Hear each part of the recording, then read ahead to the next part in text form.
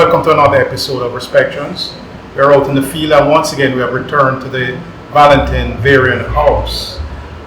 Today we have an exciting guest. The director of the house, Dr. Stephen Payne, was taking the time out to explain a little bit about what the house is. Last week we were introduced, but Dr. Payne will take us in greater detail as to what is offered here and to explain the location, where we are, and what this exhibit is about. Dr. Payne? Hi, thank you so much for having us on the program. And as was already mentioned, we're standing in the Valentine-Varian House, also known as the Museum of Bronx History. It's the second oldest house in the Bronx. It's a colonial fieldstone farmhouse built around 1758. And the house itself has a very interesting history. You can come here and learn more about the history of the house.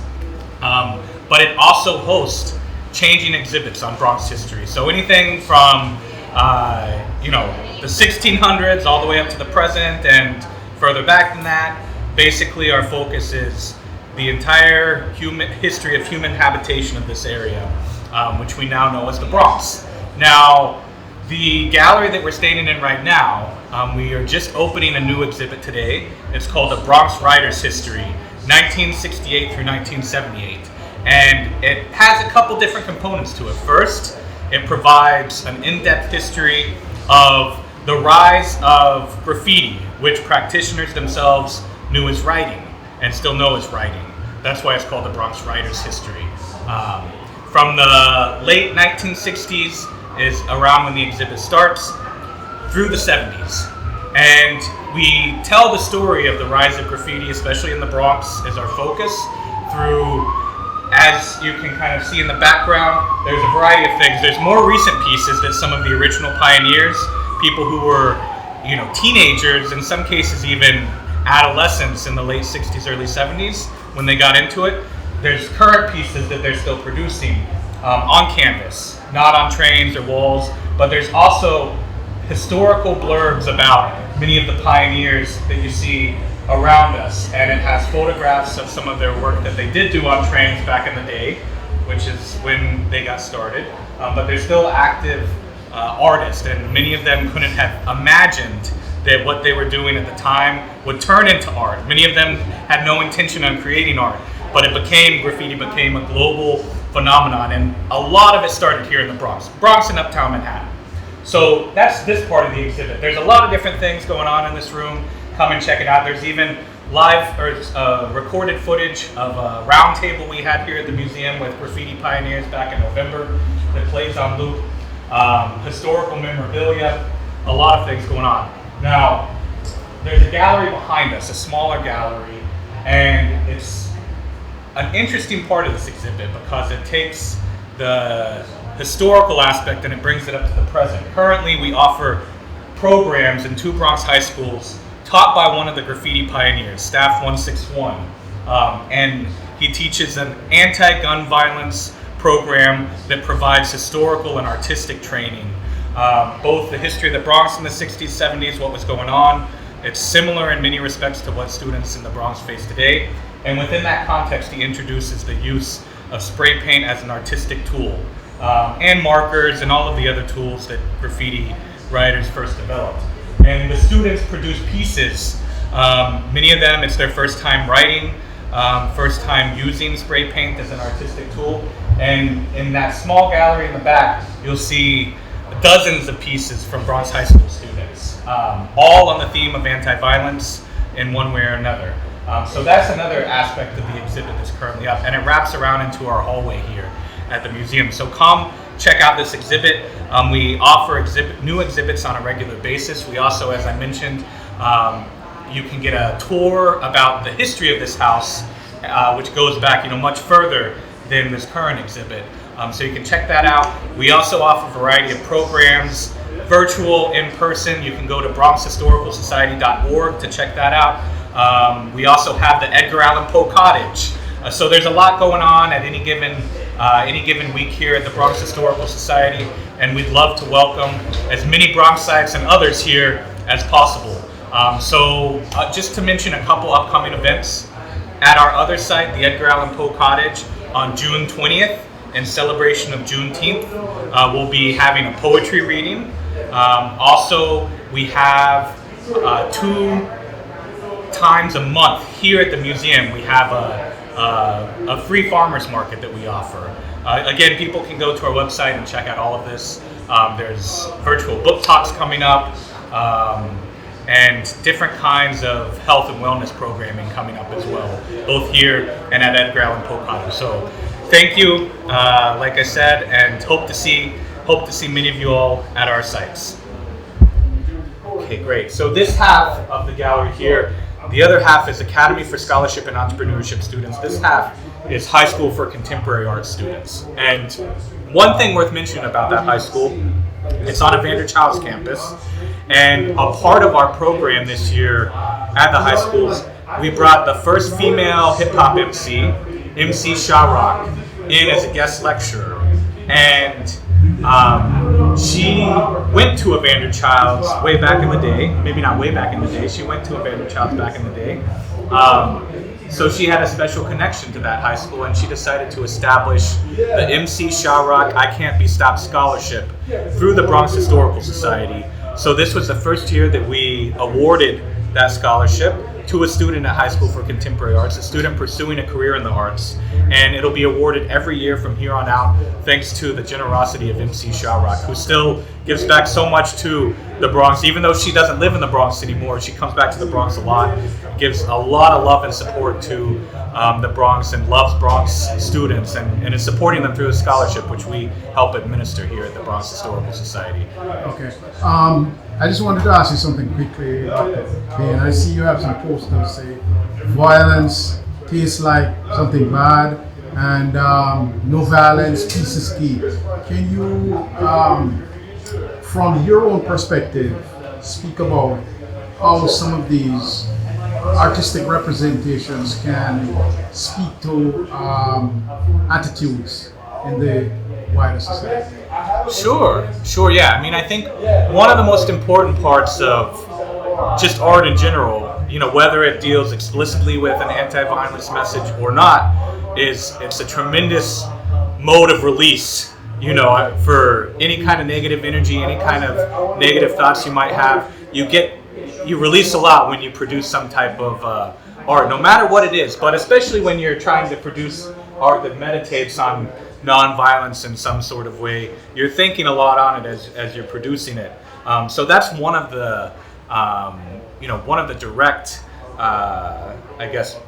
context to think about with this artwork. The other two, like I already mentioned, is since this entire program that we do in Bronx high schools is within the context of lived experience from the teaching artist, Staff 161, and other guests that we bring in who experienced violence in the streets back in the 60s and 70s. There's a kind of emotional sharing that takes place even beyond the artwork itself between elders and students, and sometimes, unfortunately, that doesn't get to take place a whole lot, that kind of exchange of wisdom from elders to students, but it's a natural, organic context that it takes place in these classes, and you can see some of it manifested in the kind of art that's produced. I mean, some is very explicitly different kinds of messages against violence. Some maybe less explicitly, but there's still that kind of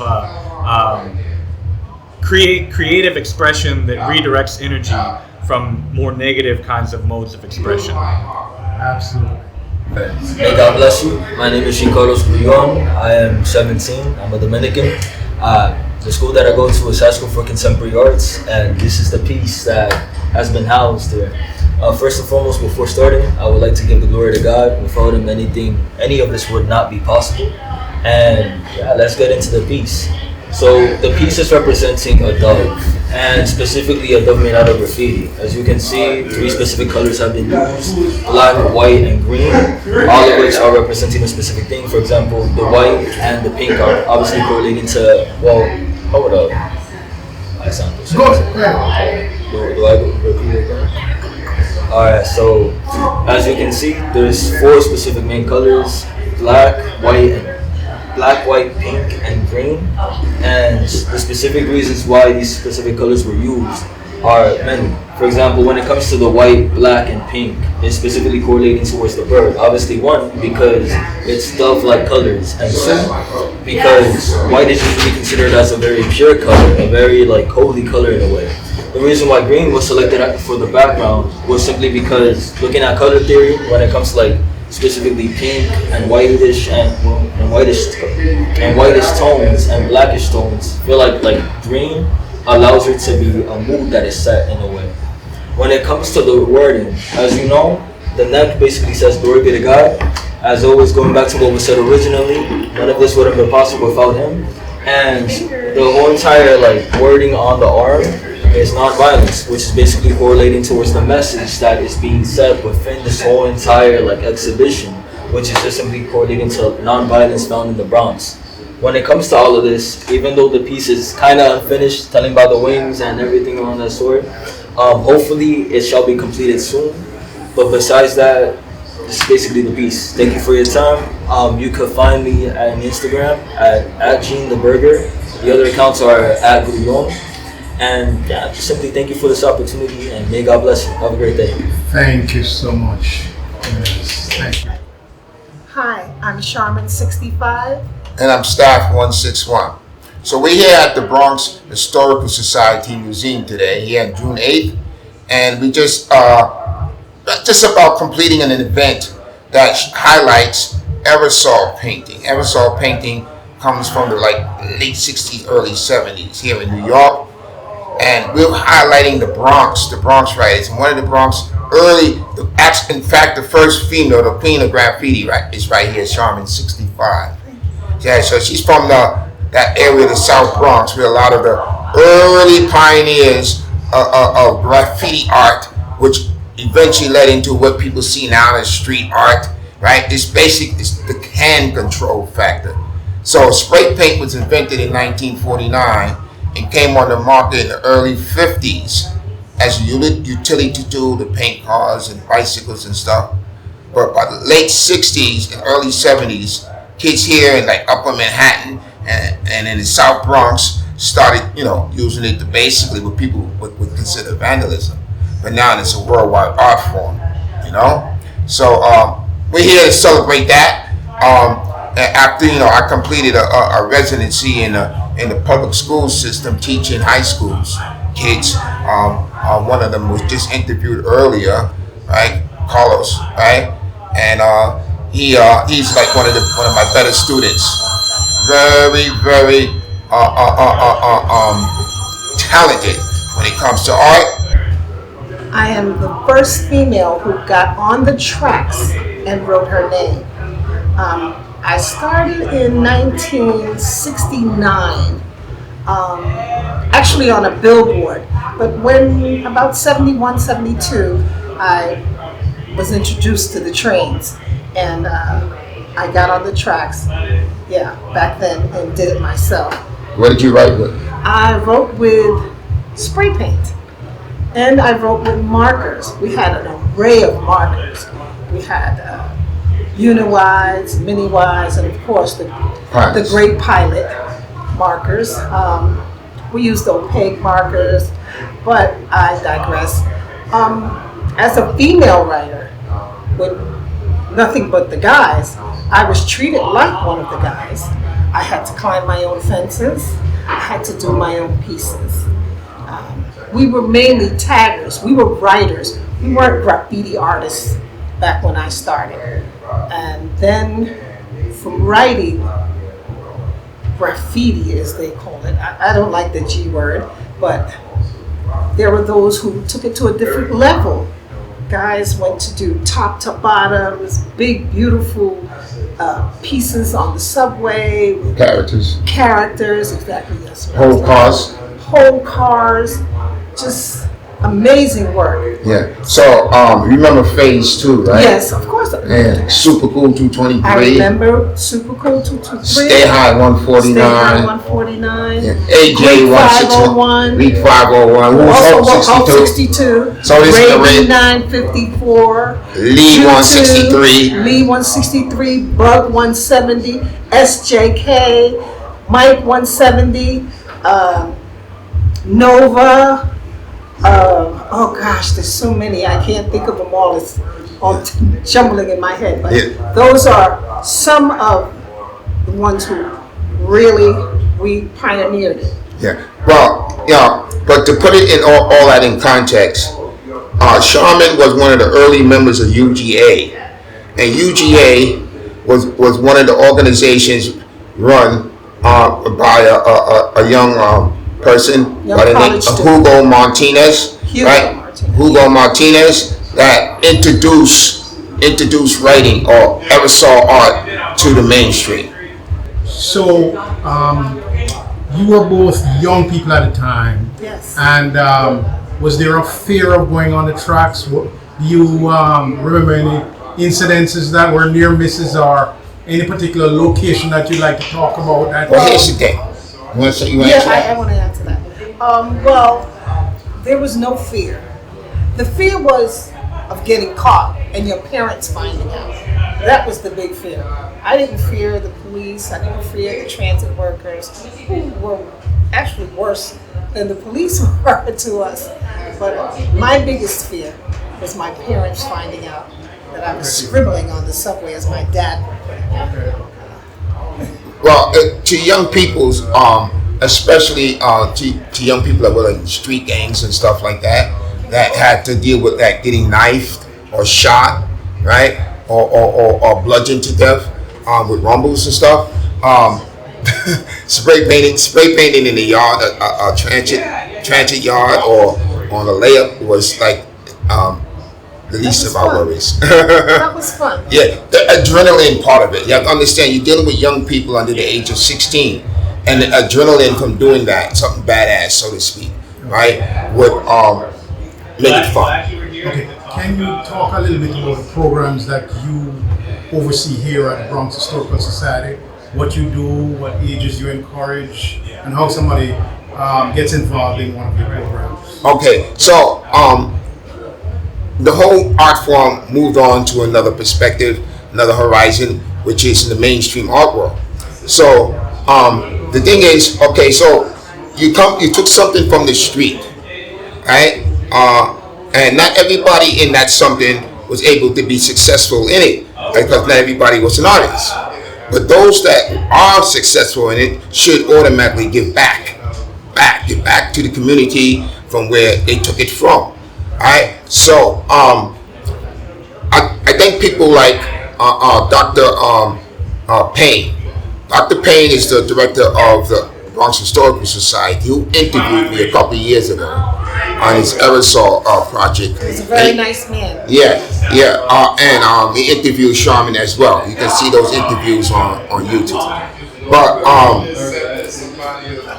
later on, he asked me if I would be interested in working in a project, in residency art project in the high school system.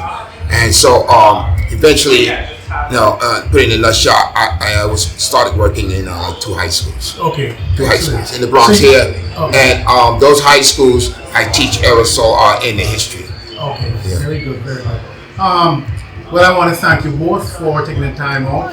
I don't know if you want to, each of you want to say, I wouldn't say a last word, but just a closing comment to the... Yes.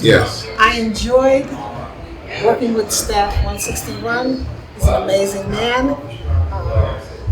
He introduced me to the Bronx Historical Museum, and I'm forever grateful to him for that. And I want to say also, keep on spray painting. When I arrived in the U.S. at 19, I struggled to find job opportunities without a high school diploma. My name is Ariel, and my entire life changed when I took a chance and I got my high school diploma at age 22. Everything I have, my education, my career, my marriage, I owe to the Adult Literacy Center and my teachers. They were with me every step of the way, helping with my English and math, making sure I pushed through all the challenges.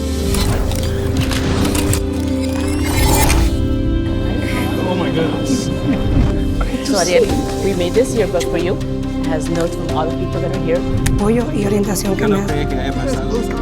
Your achievement has set an example for so many students.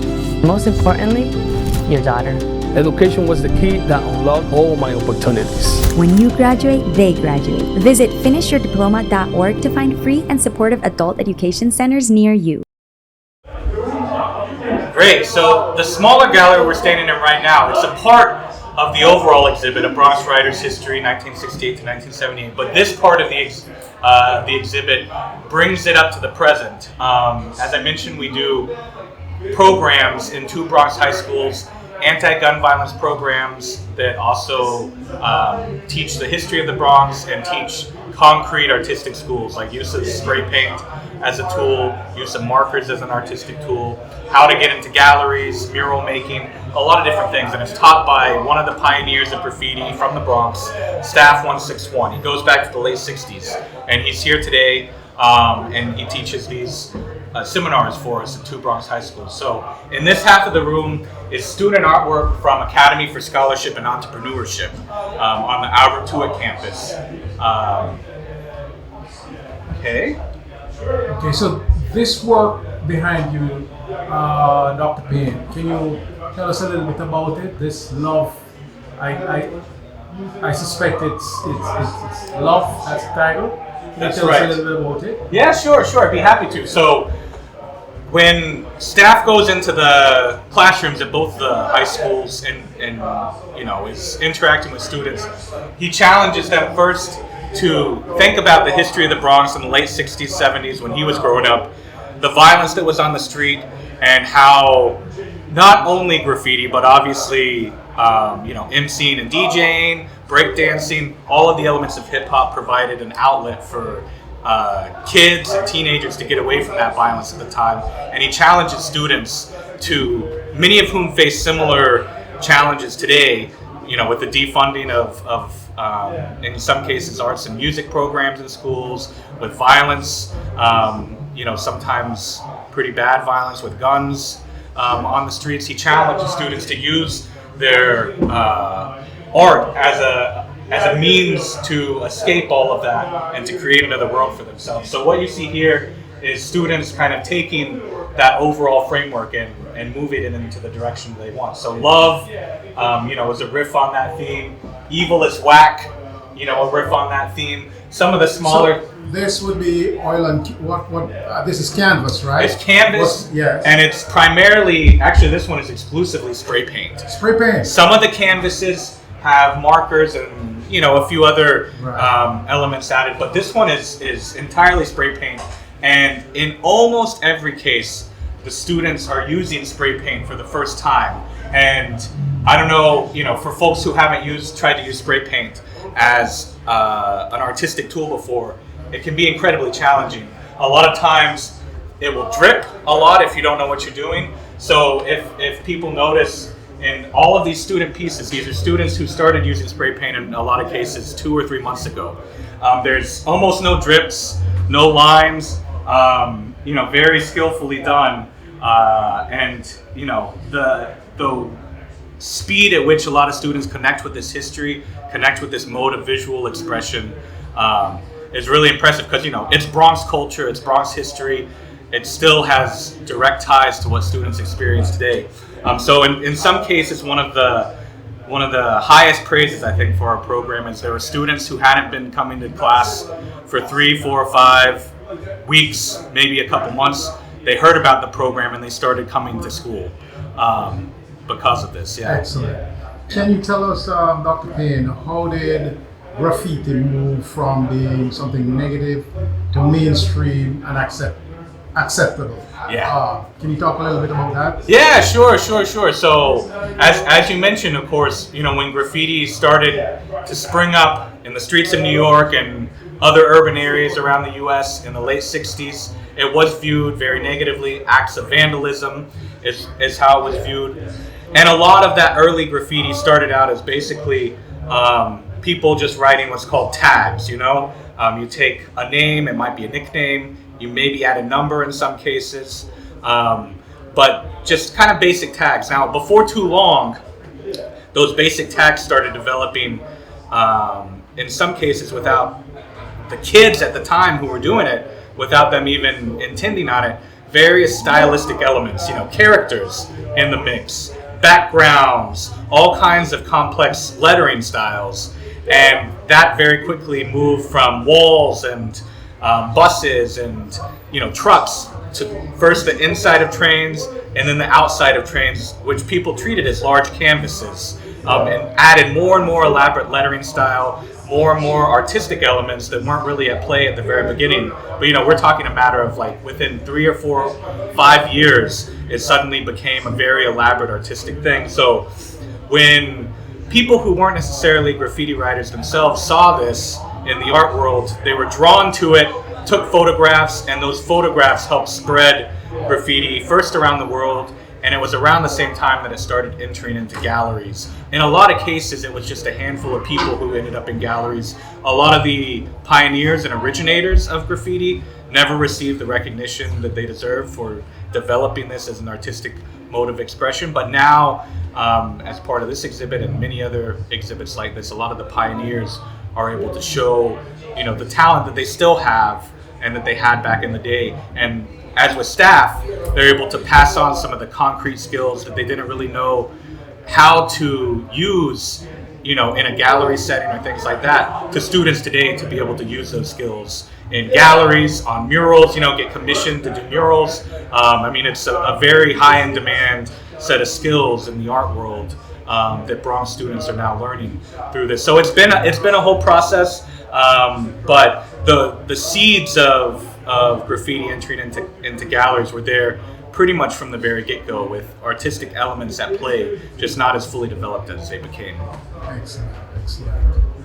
Well, Dr. Payne, thank you ever so much on behalf of our viewers for taking the time out of your busy schedule to take us through the life and items that are associated with this very significant house in the Bronx, and also bringing to life even contemporary issues such as spray painting and graffiti as it relates to the Bronx. Thank you so much again. Thank you so much.